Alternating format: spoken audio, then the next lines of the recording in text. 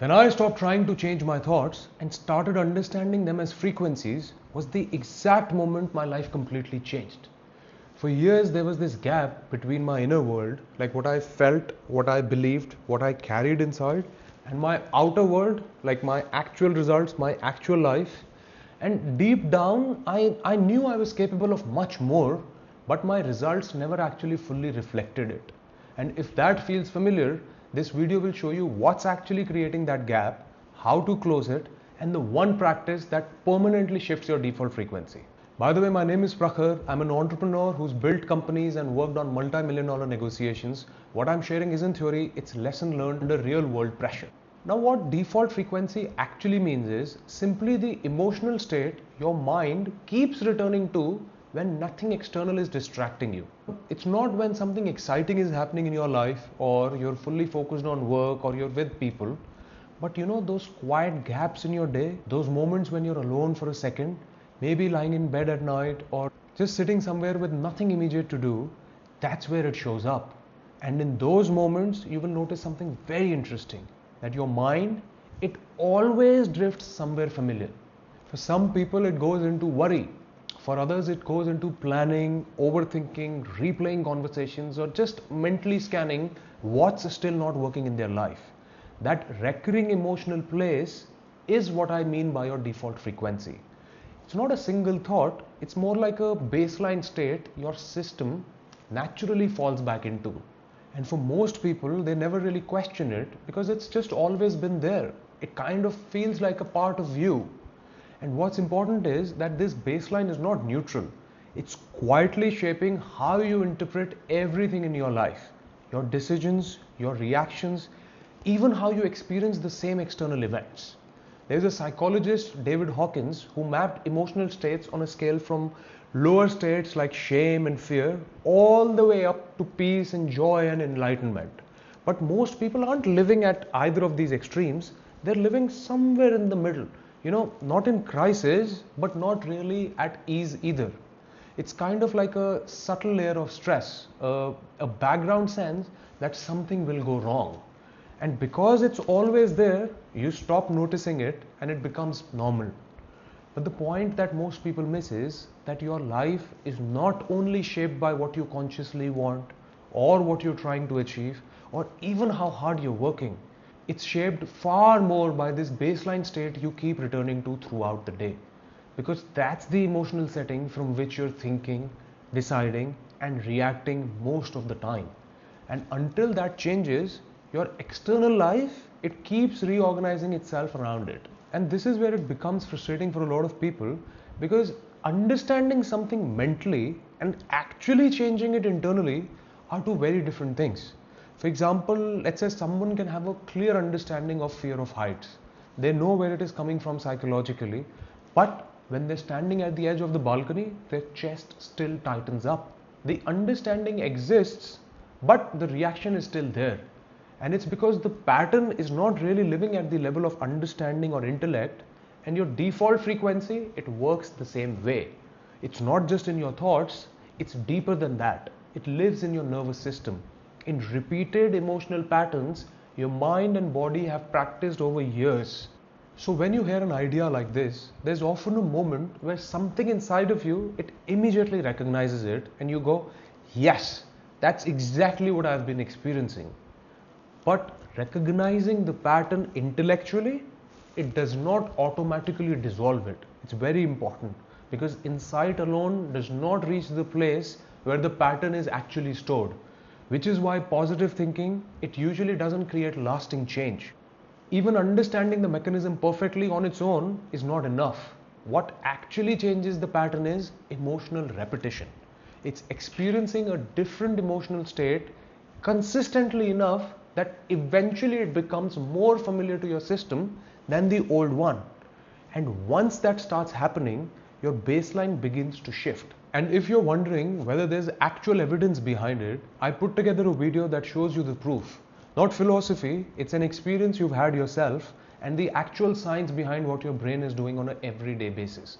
I will add the link in the description down below. Now, for most of my early life, my default state was just worry. Just this constant low level feeling that something wasn't fully okay. Like I would wake up in the morning and almost immediately my mind would start scanning what wasn't working yet, what could go wrong, what still needed to be figured out. I know I'm smiling.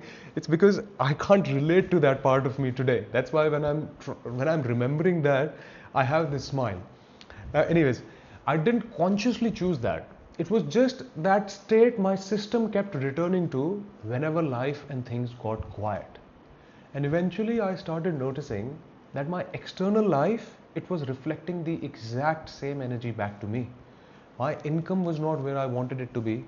A lot of my relationships felt draining, and there were just these certain patterns which kept repeating over and over again, no matter how much effort I had put in. And for a long time, I thought the answer was just to try harder. So I did. I did everything that seemed logical. Positive thinking would work for maybe a few minutes, and then the day would start, and I would throw the positive thinking out of the window, and I'd just fall back right into the same patterns. Affirmations, they felt good while I was saying it, but somewhere underneath, I felt that they weren't fully true. Vision boards were really exciting while I was making them, but after a few days, they were either a wallpaper on my phone or just placed in a wall that I've not seen for days or maybe even weeks. And for me, the desire was real. I wasn't faking it. The intention was also real. But the deeper emotional baseline underneath all of it never actually changed. And because that baseline stayed the same, my life kept reorganizing itself around those same patterns. I was trying to create a different life from the same internal state. And eventually I realized that no amount of effort layered on top of that same frequency was going to produce a completely different reality. Because every few months I would go through now what I think of as like a reset cycle. I'd have that moment of clarity, reorganize my life, recommit to everything, create a new plan.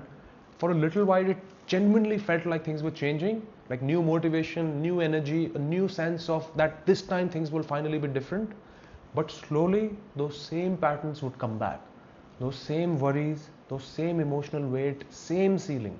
And for years I thought maybe the issue was discipline, or maybe consistency, or maybe I just needed to stay more motivated or committed. But eventually I realized the reset kept happening because I was only changing the things at the surface level. And underneath all of it, the default was still untouched. Now, what finally started changing things for me was something now I call the grateful flow. And honestly, the reason it matters so much is because of the time when I started doing it. Because most people, they wake up and within seconds, their mind is already running the old pattern.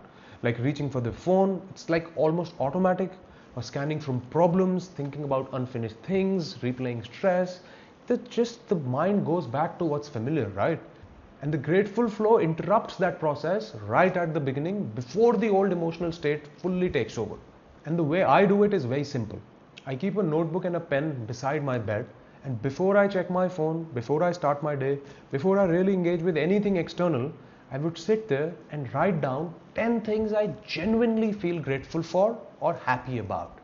And genuinely is the important part, because this is not about making a list mechanically just to say that you've done the exercise.